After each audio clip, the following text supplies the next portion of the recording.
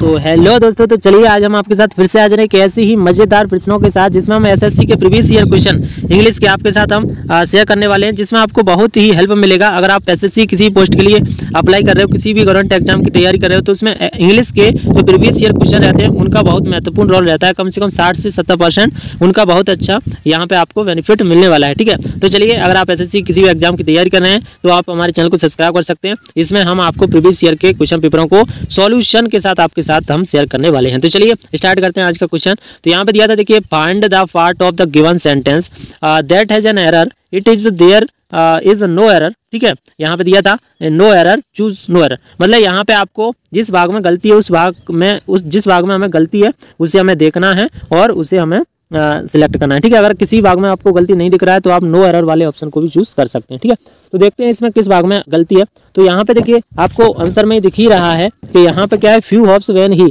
इस वाले भाग में गलती है। यहाँ पे जो फ्यू हॉप्स व्हेन ही दिया है इस वाले भाग में, इस सेंटेंस में गलती है। ठीक है, जब आप टेंस वगैरह पढ़ोगे तो ये आप अच्छे से समझ जाओगे कि किस भाग में गलती है। जब तक के लिए अपन देखते हैं। ठीक है, यहाँ पे फ्यू हॉप्स दिया है तो फ्यू हॉप होता है व्हेन। ठीक है, फ्यू हॉप होता है, इसलिए यहाँ पे फ्यू हॉप्स व्हेन वाले भाग में एरर है। ठीक है, तो चलते हैं आगे और नेक्स्ट क्वेश्चन को देखते हैं। ठीक है, तो नेक्स्ट क्वेश्चन जो होने वाला है वो होने वाला है, select the most appropriate option to submit the underline segment in the given sentence if there is no need to substitute it select no improvement. यहाँ पे कह रहा है कि जो इस सेंटेंस में जो अंडरलाइन वाला जो भाग है जिसमें अंडरलाइन लगा हुआ है उसको हमें देखना है कि वो सही है या गलत है। अगर आपको वो सही लगता है तो आप नो इम्प्रूवमेंट वाले ऑप्शन को भी चूज कर सकते हो। ठीक है, तो चलिए देखते हैं। यहाँ पे बिकम दिया है, बिकम से दिया, यहाँ पे दिया था हाउसिंग प्रॉपर्टीज मुंबई के अंदर जो हाउसिंग प्रॉपर्टी है, मतलब जो घरों की प्रॉपर्टी है, वो दिनों दिन सीरियस होती जा रही है। ठीक है, वो दिनों दिन क्या होती जा रही है, सीरियस होती जा रही है। तो यहाँ पे ध्यान रखना, जब आपको कहीं पे day by day, month by month, year by year ऐसे कुछ वर्ड आते हैं तो वो हमेशा प्रेजेंट कंटिन्यूअस टेंस होता है। हालांकि कंटिन्यूअस ही होता है, वो टेंस कौन सा होता है, कंटिन्यूअस टेंस होता है, ये आपको ध्यान रखना है। इसलिए यहाँ पे जो बिकम्स नहीं लगेगा, बिकम्स क्या है, बिकम्स में एस लगा है जो प्रेजेंट इंडेफिनेट है, इसलिए यहाँ पे ही वो इज बिकमिंग यहाँ पे लगेगा, इज बिकमिंग, तो ये कंटिन्यूअस टेंस हो जाएगा। तो ध्यान रखना इस तरीका का, जैसे आप टेंस अगर आपने पढ़े होंगे तो आप अच्छे से समझ पाए होंगे। ठीक है, तो चलते हैं आगे और अपन देखते हैं नेक्स्ट क्वेश्चन को। तो यहाँ पे देखिए नेक्स्ट क्वेश्चन है वो है दोस्तों, choose the most appropriate word that can substitute the given group of word. यहाँ पे कुछ ग्रुप दिया है, देखिए ग्रुप दिया है, ग्रुप को हमें क्या है, हमें देखना है और बताना है कि कैसा ग्रुप है। तो यहाँ पे दिया था the art of creating and arranging dance, मतलब जो डांस को, जो नृत्य होता है उससे क्रिएट करता है, मतलब उसे बनाता है और उसे व्यवस्थित करता है। अरेंजिंग मतलब व्यवस्थित करता है उस आर्ट को, आर्ट मतलब उस कला को क्या कहते हैं, उस कला को क्या कहते हैं। तो यहाँ पे जो पहला ऑप्शन दिया था ना दोस्तों, वो दिया था जियोलॉजी। जियोलॉजी का मतलब क्या होता है, जियोलॉजी का मतलब भूविज्ञान, जिसमें हम भूमि के बारे में पढ़ते हैं उसे भूविज्ञान कहते हैं। यहाँ पे तीसरा ऑप्शन भी दिया था सेस्मोलॉजी। सेस्मोलॉजी का मतलब होता है भूकंप विज्ञान, जहाँ पे भूकंप वगैरह के बारे में पढ़ते हैं उसे भूकंप विज्ञान कहते हैं।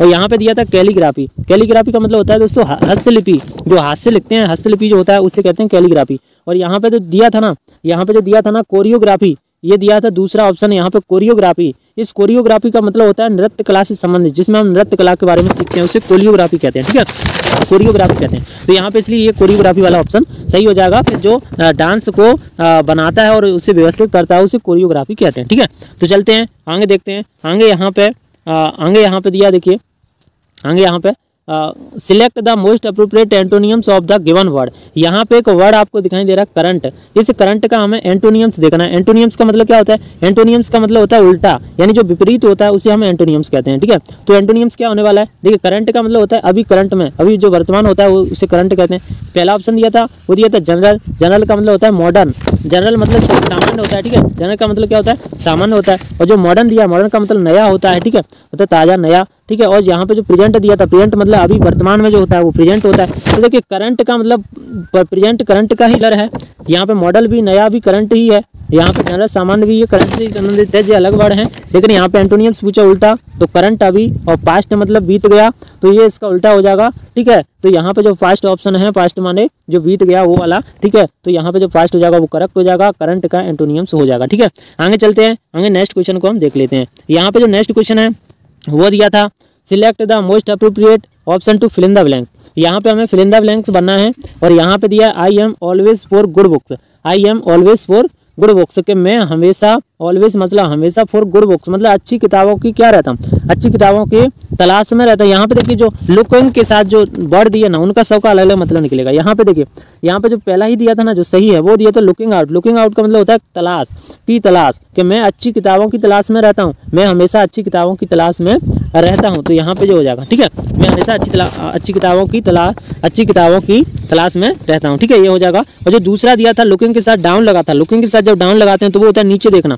अब ऐसा तो होगा नहीं कि मैं अच्छी किताबों के नीचे देखता हूँ, ये नहीं होगा, ठीक है। यहाँ पे दिया था लुकिंग आफ्टर, तो लुकिंग आफ्टर का मतलब ध्यान देना होता है, ठीक है, तो ये भी नहीं होगा। लुकिंग इनटू का मतलब देखना होता है। तो यहाँ पे जो सही अर्थ मिलेगा ना वो मिलेगा लुकिंग आउट से। सही अर्थ कैसे मिलेगा, वो मिलेगा लुकिंग आउट से। तो यहाँ पे लुकिंग आउट का मतलब सही होता है कि मैं हमेशा अच्छी किताबों को देखता रहता हूँ, तो यहाँ पे या उनकी तलाश करता रहता हूँ, तो यहाँ पे ये इसका ऑप्शन हो जाएगा ना। तो देखो मैं अच्छी किताबों की तलाश करता रहता हूँ, यही इसका ऑप्शन होने वाला है, ठीक है। तो आज के लिए इतना ही दोस्तों, फिर ऐसे ही जो नेक्स्ट क्वेश्चन है उनको भी अपन लेंगे अगली वीडियो में, ठीक है। तो मैं इस चैनल पर ऐसे ही प्रीवियस ईयर क्वेश्चन पेपरों को लेकर आता रहता हूँ। तो आप किसी भी करंट एग्जाम की अगर तैयारी कर रहे हैं तो हमारे चैनल को सब्सक्राइब करिए, और अगर वीडियो आपको अच्छा लगा हो, थोड़ी भी हेल्प हुई तो आप हमारी वीडियो को लाइक कर सकते हैं, ठीक है। धन्यवाद, टेक केयर, धन्यवाद, बाय बाय, टेक केयर। मिलते हैं फिर ऐसी किसी नेक्स्ट वीडियो के